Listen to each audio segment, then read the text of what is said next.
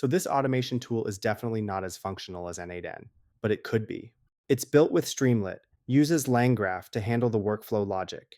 It can trigger events, run API calls, pass data between steps. It took me about 20 minutes to build it by prompting Gemini 2.5 Pro, and I just repeatedly copy-pasted the code into my code editor and fired up the app.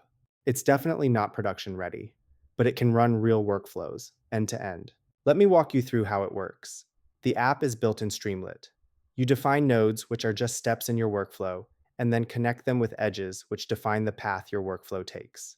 LangGraph handles all the orchestration behind the scenes. It remembers what each node does, tracks what's happening at every step, and figures out the best next step based on your workflow rules.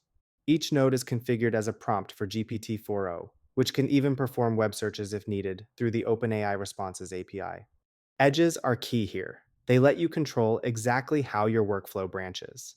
You can set up default paths or conditional routes based on the model's responses.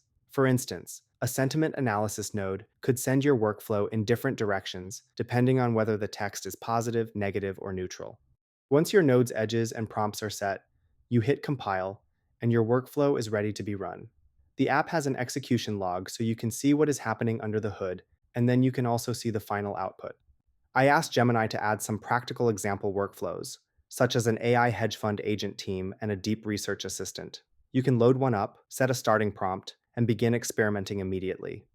By the way, this entire app was created in about 500 lines of dense Python code. Again, it is definitely not production ready. There are plenty of N8N features missing here, but these features aren't missing because they're difficult to add. They're just missing because I haven't asked Gemini 2.5 Pro to build them yet. Check out the video description for the full code, and if you want to stay up to date on the latest AI models and tools, make sure to subscribe to the Deep Charts channel.